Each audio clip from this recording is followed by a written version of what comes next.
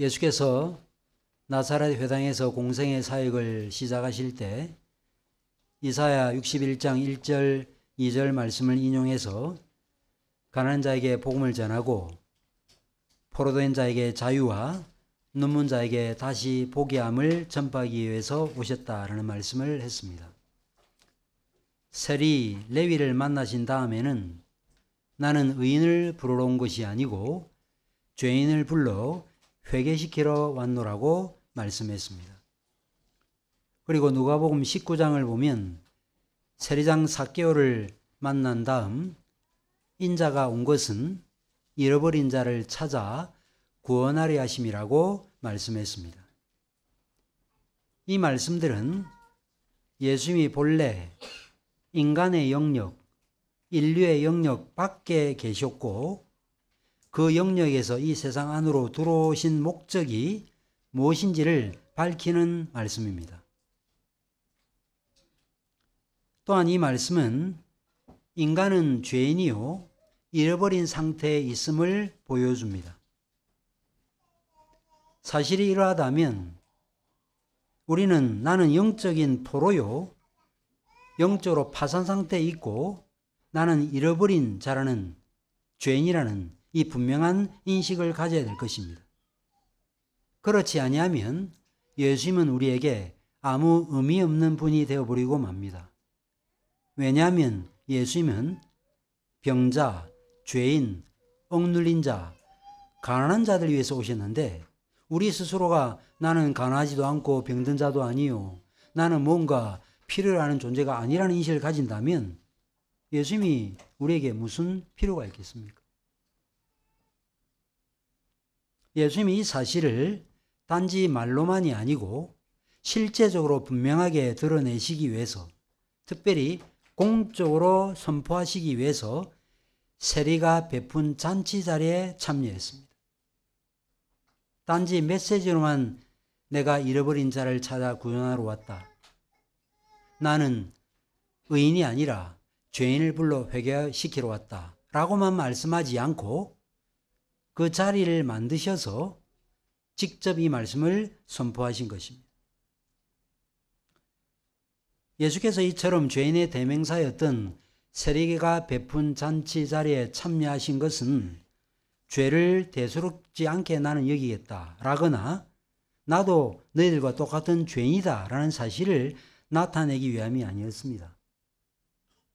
사람들의 영혼의 질병을 고치는 영혼의 의사로서 내가 너희들 위해서 보내심을 받은 자라는 사실을 드러내어 수많은 인생들에게 참된 구원과 자유를 선물로 주시기 위해서 오셨다는 것을 가시적으로 나타내기 위해서 세리가 베푼 잔치 자리에 참여한 것입니다.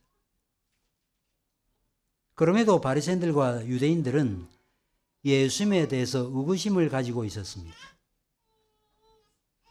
그들은 예수 그리스도를 믿음으로 말미암는 구원을 자신들이 지금까지 견지해왔던 이 삶의 체계로는 그들의 삶의 방식으로는 도무지 받아들일 수가 없었던 것이고 그래서 오늘 우리가 함께 읽은 이 본문은 이런 그들의 선입견과 오해를 교정하시기 위해서 하신 말씀입니다.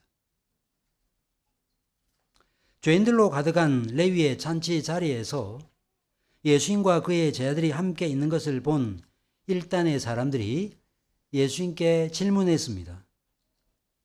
요한의 제자들과 바리새인의 제자들은 금식하는데 왜 당신의 제자들은 금식하지 않고 먹고 마시고 즐기기만 합니까? 라고 물었던 것입니다.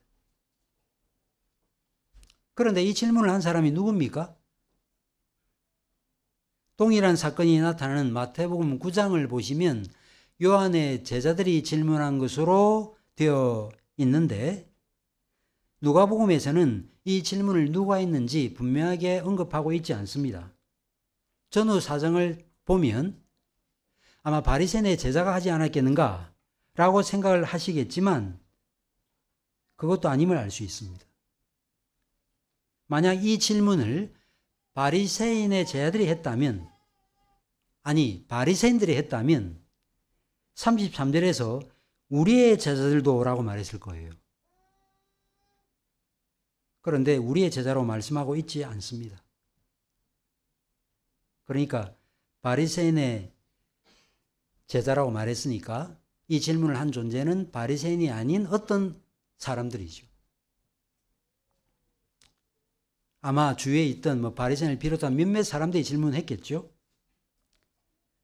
그렇다면 그들이 이처럼 요한의 제자들과 바리새인의 제자들은 금식하는데 왜 당신의 제자들은 금식하지 않습니까? 라는 질문을 한 이유가 무엇일까요? 적어도 누가복음의 문맥에서 잘 살피면 그것은 32절에서 예수께서 하신 말씀 때문입니다. 내가 의인을 부르러 온 것이 아니요 라고 한 다음 죄인을 불러 회개시키러 왔노라고 말씀했습니다. 마태복음 9장과 마가복음 2장에도 동일한 사건을 언급하고 있는데 거기에는 그냥 죄인을 부르러 왔노라고만 되어 있습니다. 유독 누가복음에만 죄인을 불러 회개시키러 왔노라고 말씀했습니다. 우리말로는 회개시키러라고 되어 있지만 문자적으로는 회개를 위하여라는 뜻입니다. 회개를 위하여 왔다는 것입니다. 누가복음 18장에 나오는 바리새인과 세리의 비유에 따르면 바리새인들은 일주일에 2번 금식했습니다. 월요일과 목요일 2번에 걸쳐서 금식했습니다.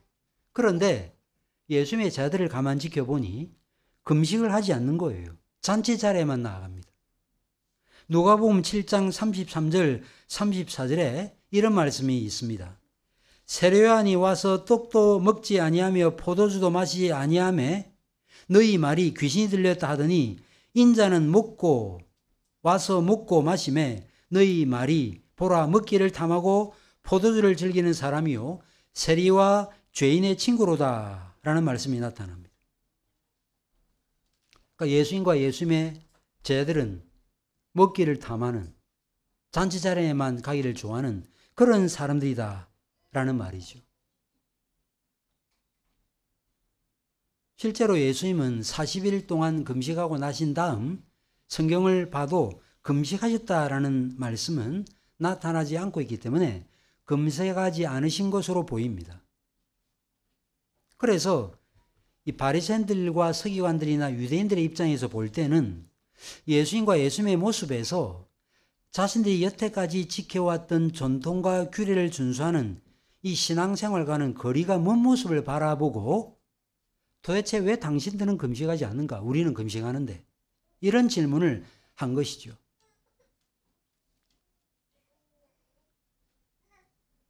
그래서 결국 잔치 자리에만 나아가는 이런 모습을 바라보고 비난조로 질문한 것입니다. 자, 그런데 이 비난조의 질문에 대해서 주님께서 뭐라고 대답했습니까?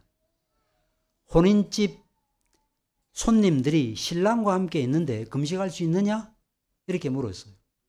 여러분들이 결혼식에 가잖아요. 결혼식에 가면 뭘 기대하지요? 평소 먹지 못했던 좋은 음식을 먹을 수 있겠구나 기대하지요? 그런데 결혼식 피로연에 나온 모든 사람들이 음식을 가만 바라만 보고 그냥 나와요. 왜 먹지 않습니까? 내가 오늘 금식 기도하는 중이라서. 한 사람은 이해가 돼요. 그런데 온 사람들이 다 그런 식으로 변명하면서 나는 먹지 않겠다라고 말하는 이런 일이 일어난다면 이것보다 우스꽝스러운 일이 어디 있습니까? 잘 차려놓았으면 잘 먹어 주셔야 돼요. 싹 비우셔야 돼요. 그래야 혼주를 기쁘게 하는 일입니다. 음식 좀 남기면 내가 뭘 좀 잘못했나? 음식이 맛이 없나? 이렇게 생각할 거 아니겠어요?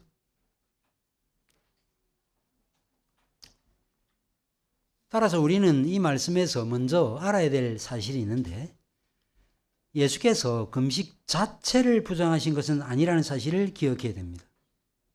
일반적으로 바리새인들과 서기관들 그리고 중세 수도원주의자들의 외식이나 금욕 생활 때문에 이 금식에 대해서 부정적으로 생각하는 분들이 있긴 하지만 금식은 지금도 경건한 사람들이 행하는 관습입니다. 금식일 지정하는 거 예배보험에 나와 있어요. 9.11 사태 일어났을 때 대통령이 국가 금식일을 다 지정했습니다. 그래서 어떤 분이 금식은 믿음의 굶주린 시녀다라고 말했습니다. 믿음의 굶주림이 금식으로 드러난다는 거예요. 그래서 여러분들도 영적 상황에 대해서 안타깝고 이러면 안 된다라는 생각을 가지고 또 공동체의 어떤 상황이나 국가적인 어떤 상황이 정말 이래서는 안 되겠다라는 그런 마음이 드신다면 금식해야 되는 것입니다. 그게 맞는 거예요.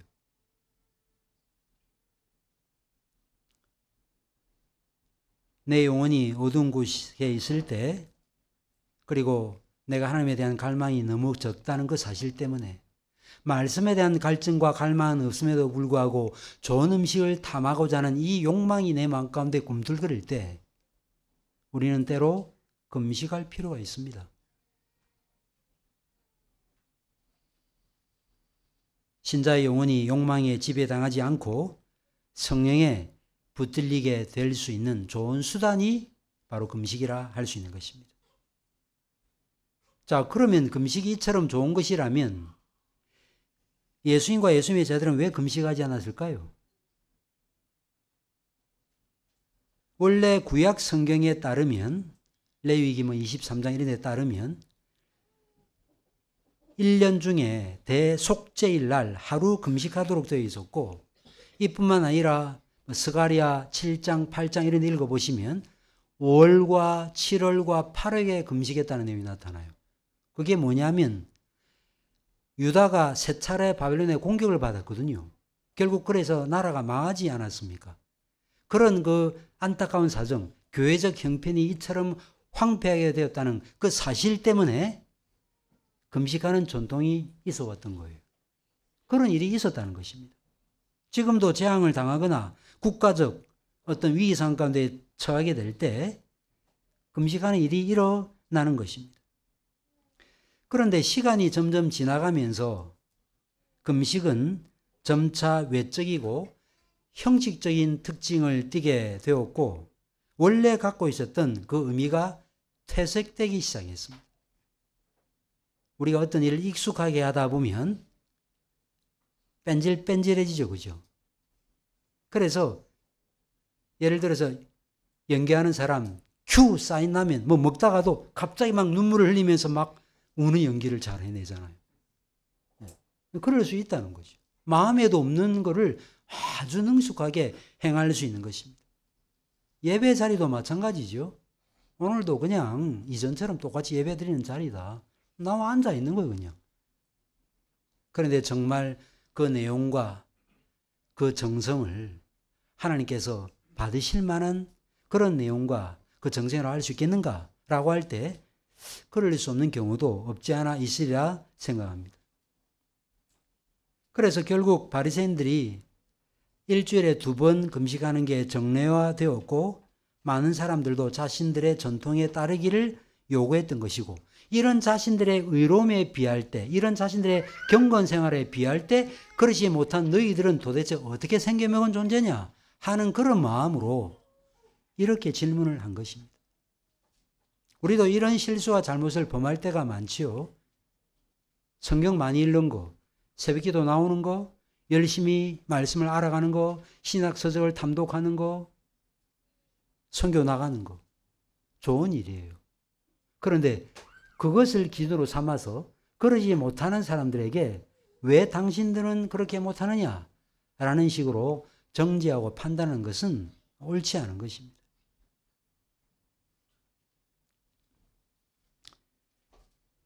주님께서는 이런 그들의 잘못과 이들의 잘못된 생각을 왜곡된 생각을 교정하기 위해서 혼인집에 손님들이 신랑과 함께 있는데 그 손님들에게 금식하라고 말할 수 있느냐라고 반문했습니다.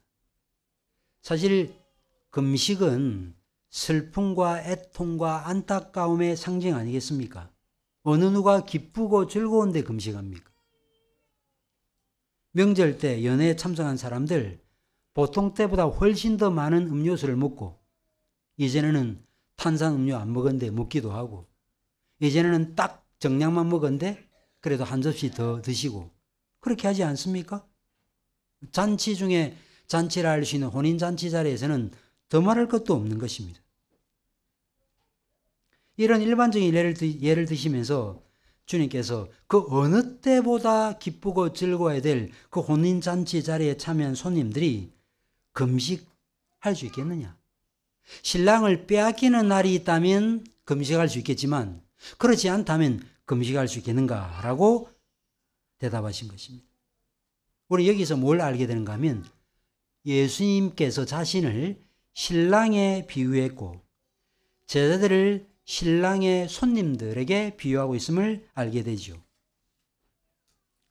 하나님께서 자신을 남편 혹은 신랑에 비유하시는 일들, 그 다음에 메시아 시대를 혼인잔치에 비유하신 일은 생소한 일이 아니죠. 구약을 읽어보면 그런 내용들이 많이 나타납니다. 이사야 54장 5절 6절에 이런 말씀이 있죠. 이는 너를 지으신 이가 내 남편이시라. 그의 이름은 만군의 여호와이시며 내 구속자는 이스라엘의 거룩한 이시라. 그는 온 땅의 하나님이라 일컬음을 받으실 것이라. 여호와께서 너를 부르시되 마치 버림을 받아 마음에 근심하는 아내 곧 어릴 때 아내가 되었다가 버림을 받은 자에게 함과 같을 것임이라. 버림받은 사람에게 남편이 되우실 것이라 말씀하고 있습니다. 이사야 62장 5절에는 마치 청년이 처녀와 결혼함 같이 내 아들들이 너를 취하겠고 신랑이 신부를 기뻐함 같이 내 하나님이 너를 기뻐하시리라는 말씀도 나타나고, 이사야 25장 6절에는 메시아가 도래할 날을 기름진 것과 오래 묵혀두었던 포도주를 가지고 연회를 베푸는 장면으로 묘사하기도 했고, 호세아 2장 19절 이하에서는 내가 내게 장가들어 영원히 살되 공의와 정의와 은총과 긍휼히 여김을 받음으로 내게 장가들며 진실함으로 내게 장가들리니 라는 말씀이 나타납니다. 이 말씀들은 다 뭘 가리키는 것입니까?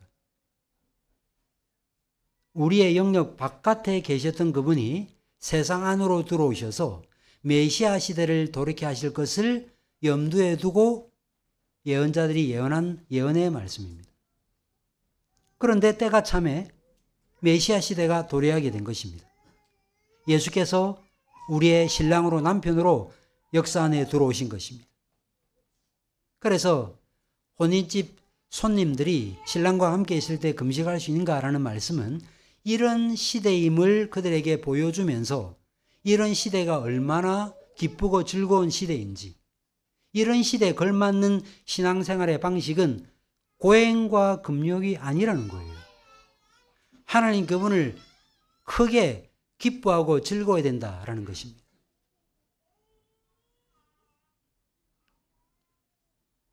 이런 사실을 알아본 사람이 있었습니다. 그는 세례요한이었어요. 요한복음 3장 28절 29절에 요한이 이렇게 말했습니다.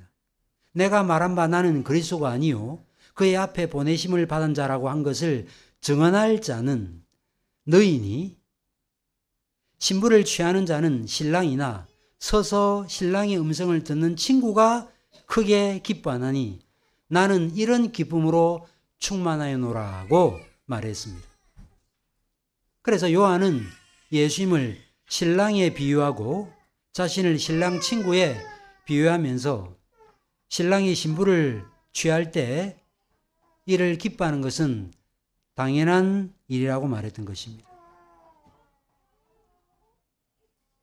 그런데 이런 정도로 뚜렷하지는 않았지만 예수께서 이 땅에 오신 의도와 목적을 제대로 간파한 또 한 사람이 있는데 그는 누구일까요? 세리 레위였습니다. 그가 예수께서 이 땅에 오신 의미와 가치를 알지 못했더라면 이런 잔치 벌이지 않았을 것입니다. 이런 배경 가운데 예수님은 당신의 제자들은 왜 금식하지 않고 먹고 마시기만 하느냐라는 질문에 대해서 혼인집 손님이 신랑과 함께 있는데 어떻게 금식할 수 있느냐라고 대답하신 거죠. 주님께서 절대로 금식이 폐지되었다라고 말씀하지 않으셨어요. 예수님이 공생의 사역 시작하실 때 금식하였습니다. 그리고 앞서 제가 말씀드렸죠. 유대인들도 1년에 한 번 대속죄를 금식했고 5월, 7월, 8월에 걸쳐서 금식하기도 했습니다. 그리고 사실 바리새인이 일주일에 2번 금식한 것 자체가 잘못된 게 아닙니다. 위선과 외식의 죄를 범하고 그렇지 못한 사람들 폄하한 게 잘못된 것이지 일주일에 2번 금식한 게 뭐가 죄입니까? 결국 그래서 예수께서 나타내고자 하신 것은 금식은 무조건 필요 없다는 것이 아니고 금식이 필요한 때가 있다는 거예요. 그렇다면 정작 금식이 필요한 때는 언제일까요? 신랑이 빼앗길 날이라 그랬죠. 신랑이 빼앗길 때가 있다고 말씀했습니다. 여러분들 신랑이 빼앗길 때가 언제입니까? 언뜻 보면 예수께서 세상 하속들에서 잡히시고 고난당하고 죽으실 것을 염두에 둔 표현처럼 보입니다. 이를 뒷받침해 주는 말씀은 요한복음 16장 22절이에요. 지금은 너희가 근심하나 내가 다시 너희를 보리니 너희 마음이 기쁠 것이요 너희 기쁨을 빼앗을 자가 없으리라는 말씀입니다. 그러면 이 말씀이 예수께서 부활하신 이후 교회 시대는 불멸하는 기쁨이 있을 것이라는 말씀일까? 그래서 교회 시대에는 금식하지 않았을까? 초대교회가 만들어지고 난 다음 지금까지 교회는 금식하지 않았습니까?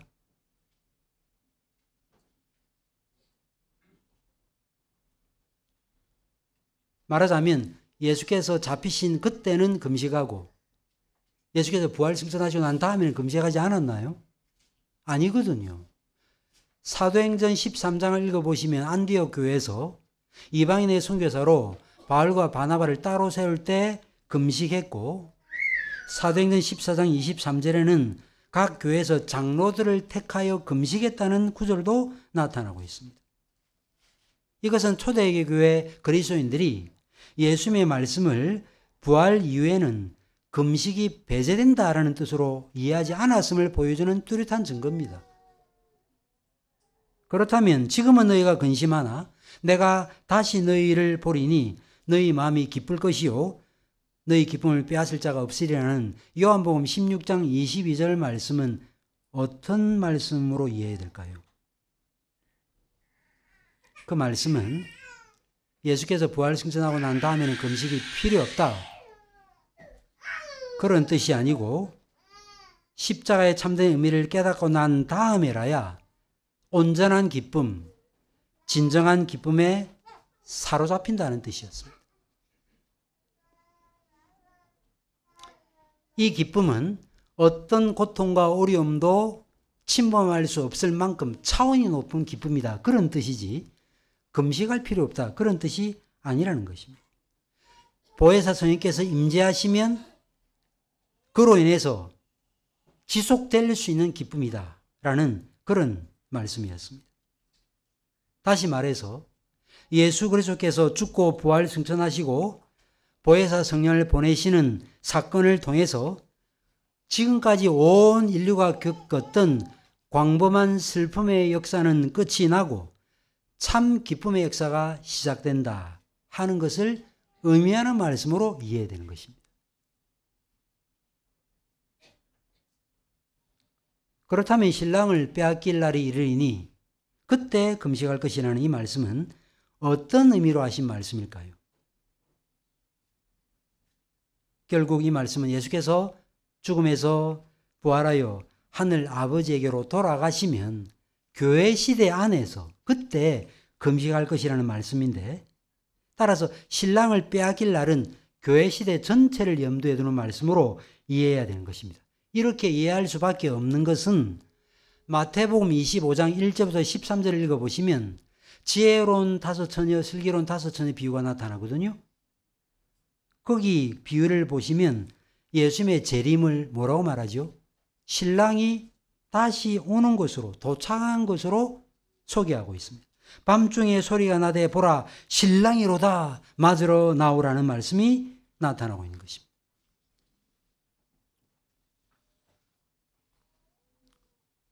그렇다고 하면 신랑이 빼앗기는 그날 금식할 것이라는 이 말씀은 어떤 뜻일까요?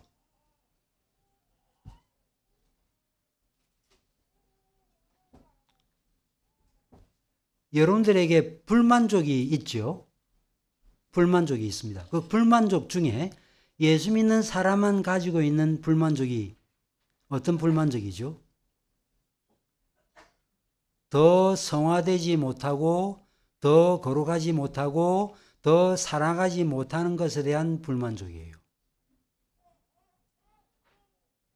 사도 바울이 그 불만족을 가졌던 것입니다. 자신이 해야 될 일을 다 하면서도 나는 목표를 잡은 줄로 여기지 아니하고 그 목표를 향해서 쫓아간다고 말했습니다. 거룩한 불만족이 우리에게 있는 거예요. 그것에 대한 가시적인 표현이 때로 애통으로 드러나고 금식으로 드러나는 것입니다. 하나님께 대한 굶주린 갈망으로, 하나님께 대한 사랑이 없으므로, 열심이 없음으로 인한 그 안타까움으로 우리는 때로 금식하며 하나님께 부르짖어야 되는 것입니다. 이런 면에서 구약의 금식과 교회 시대를 맞이한 우리의 금식은 차원이 다른 것입니다. 새로워진 금식이에요. 신자는 받은 은혜가 너무 커서 하나님을 닮아가야 되는데 더 많이 닮아가지 못하는 불만족으로 금식할 수 있다는 것입니다. 신랑을 빼앗길 날 금식하라는 말씀은 바로 그 말씀이에요. 얼굴과 얼굴로 맞닿아 볼 예수께서 직접 이 땅 가운데 들어오시면 참된 샬롬과 안식이 이루어졌는데 뭘 슬퍼할 게 있습니까? 그래서 요한계시록 읽어보시면 천국 잔치가 벌어지고 우리는 혼인잔치에 참여하게 되는 것으로 역사가 끝이 나는 것으로 그렇게 되어 있지 않습니까?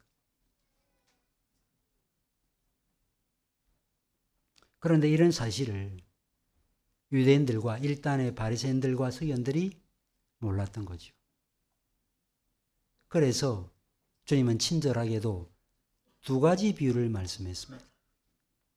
하나는 헌 옷이 있는데 한쪽이 떨어져 나갔어요. 그래서 비슷한 옷이 있어가지고 새 옷 중에 그 떨어져 나간 조각과 비슷한 조각을 오려가지고 그 헌 조각에다가 갖다 붙였다는 거죠. 이렇게 되면 어떻게 된다고요?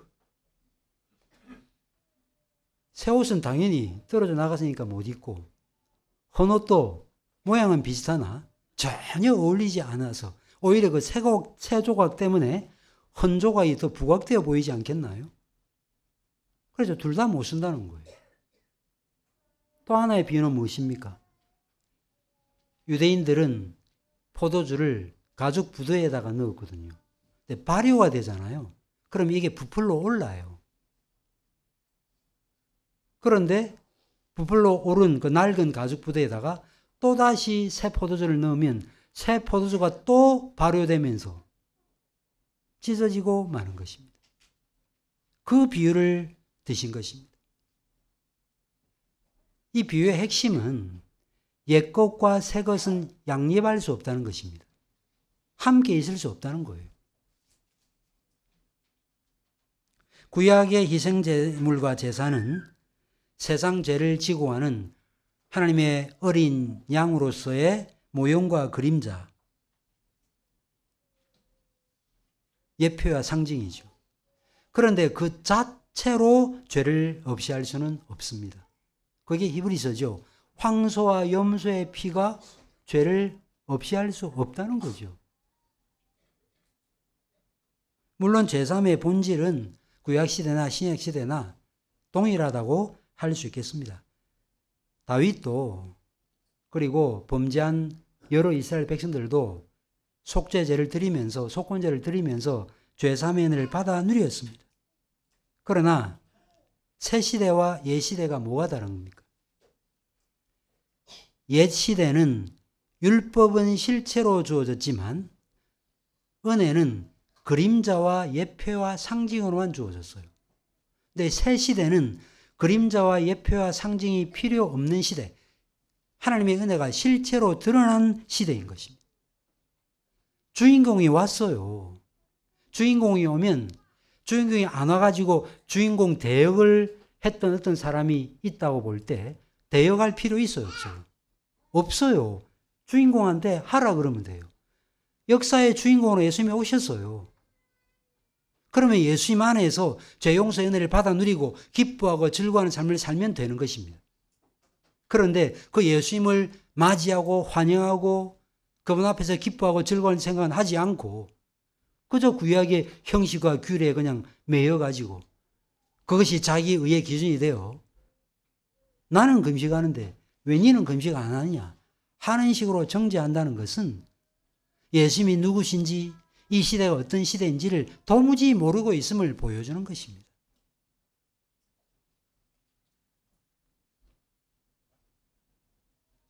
때가 참에 하나님의 어린 양이신 예수께서 실체로 오셨기 때문에 의식과 예표, 그림자와 상징은 필요 없게 된 것입니다. 이 말은 무슨 옛 틀은 다 잘못됐다 그런 뜻이 아니고 실체가 왔기 때문에 쓸모없다는 거죠. 건물 조감도 또 건물 모양으로 작게 만든 미니어처 건물이 지어지면 사실 물론 둬도 되지만 그거 쓸모없어요. 건물 보면 되잖아요.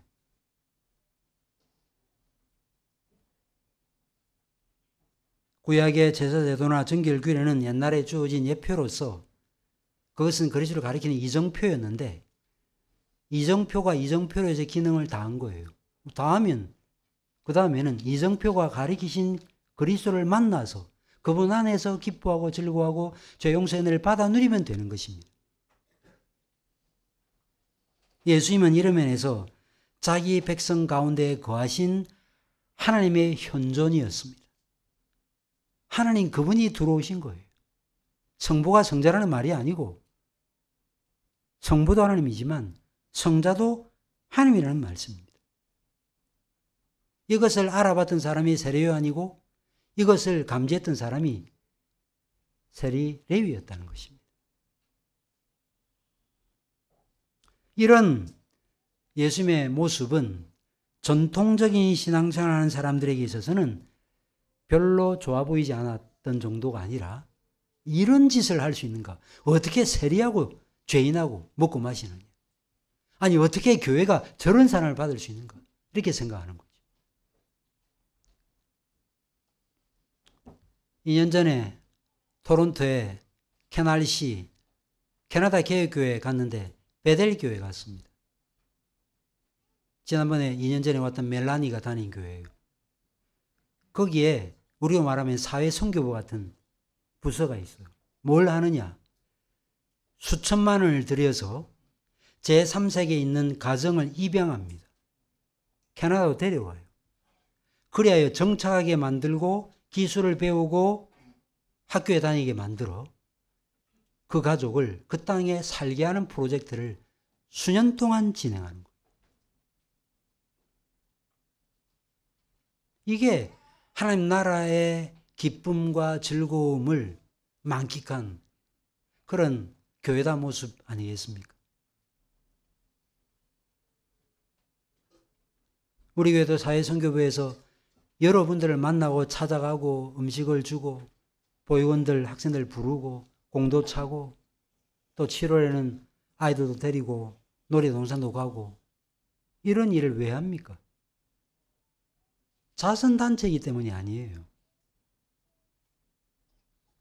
복음을 그들에게 전할 수 있는 좋은 매개수단이죠. 통로죠.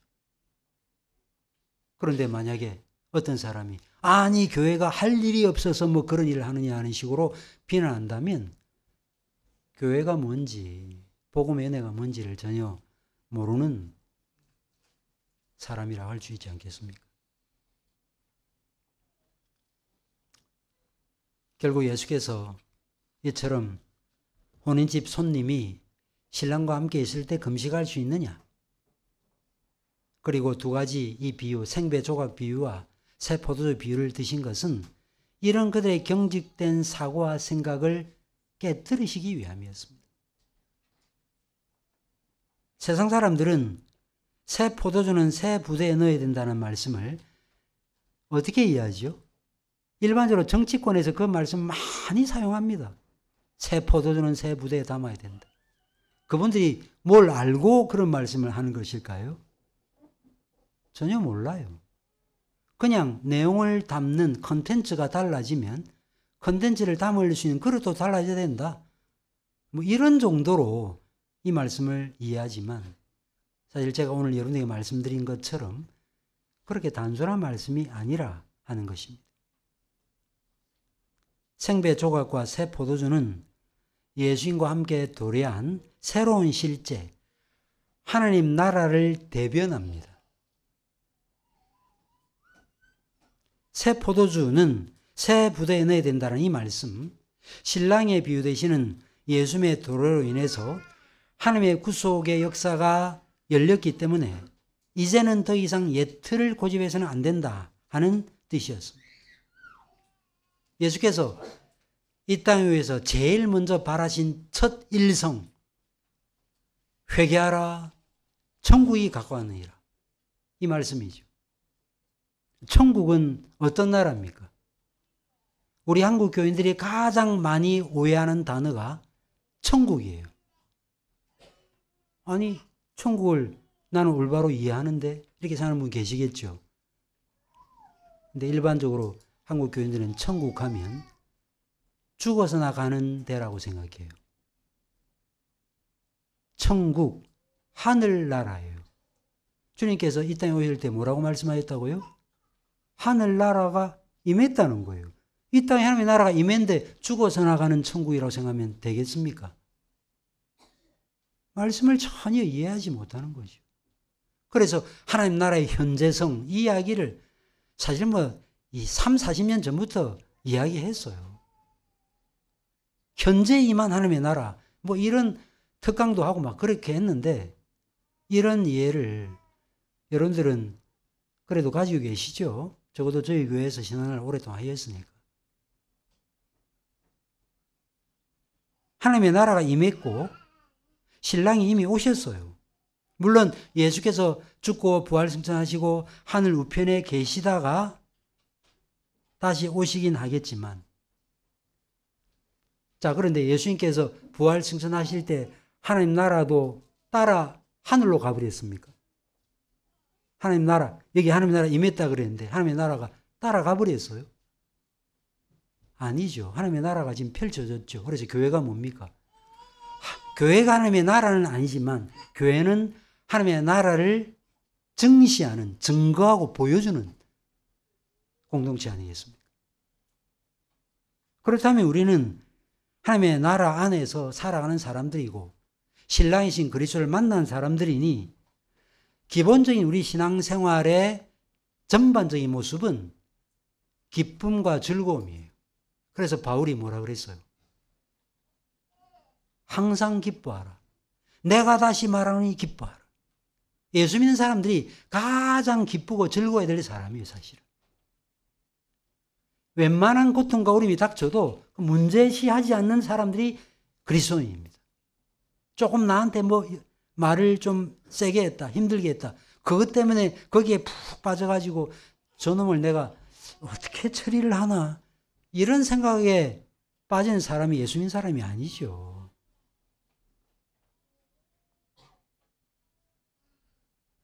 구약시대에 행해진 금식은 그들의 실패와 아픔과 고통에 기초했지만 하나님의 나라가 이 땅 가운데 도래한 시점에서는 금식이 어떻게 행해져야 되는가? 성령을 통해서 놀라운 구원의 은혜를 경험한 다음 완전하신 하나님을 더 많이 누리고 경험하려고 하는 의도에서 행해져야 되는 것입니다. 그럼에도 서기관들은 이 사실을 받아들이지 못했는데 그것을 보여주는 말씀이 39절 말씀입니다. 묵은 포도주를 마시고 새 것을 원하는 자가 없나니 이는 묵은 것이 좋다 함이니라. 누구를 염두에 둔 말씀일까요? 이처럼 주님께서 말씀하시고 비유로 설득하셨음에도 불구하고 그 내용을 받아들이지 않으려고 하는 일단의 사람들의 완고함을 염두에 두고 이 말씀을 하신 것입니다. 이는 묵은 것이 좋다함이니라. 무슨 말일까요? 이걸 좀 풀어 설명하면 내가 너에게 새 시대가 도래했음을 선포했음에도 너희들은 너희들이 나아가고자 하는 방향을 고정시켰다. 너희들이 지금까지 견제했던 옛 습관과 옛 틀을 끝까지 견제하려고 했다. 그 말이죠. 그래서 자신들의 삶의 관점과 삶의 자세와 태도를 전혀 바꾸지 않을 것을 염두에 두고 하신 말씀이고, 그래서 결국 어떻게 되었습니까? 평행선을 그었죠. 그죠? 복음서를 읽어보세요.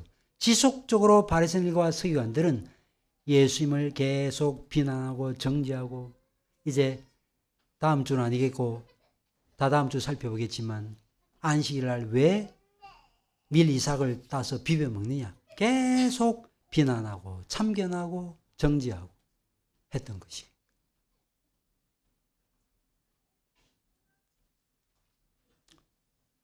결국 그래서 어떻게 했습니까? 예수님을 십자가에 못 박아 죽이고 말았습니다. 옛 틀로 보면 이해가 안 됐거든요. 지금도 유대인들은 눈이 가려져서 예수님을 메시아로 믿지 않습니다. 그러므로 사랑하는 교회 여러분, 그럼 우리는 어떻게 해야 될까요? 제가 말씀드린 이런 성경적인 흐름을 잘 이해해야 됩니다. 몇 구절 좀 암송하고 성경 많이 읽으면 되는 게 아니고 이런 흐름들을 파악해야 되고 낡은 것과 새 것을 구분할 줄 아는 지혜를 소유해야 됩니다. 생명의 성령의 법이 죄와 사망의 법에서 우리를 자유롭게 했다는 이 말씀의 의미를 올바로 알아야 됩니다. 하나님의 은혜가 얼마나 큰지를 알아야 돼요. 하나님의 은혜를 신시해지면 됩니다. 또 실패하였습니까? 도전하세요. 또 여러분들이 나를 보면 도무지 답이 없다 하는 생각이 드세요? 또 주님을 의지하십시오.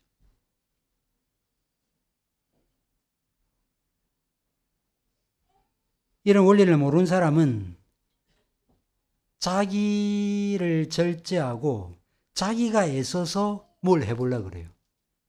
왜 실패하느냐? 자기 의지와 자기 생각으로 실패했던 걸 해보려고 하는 거거든요.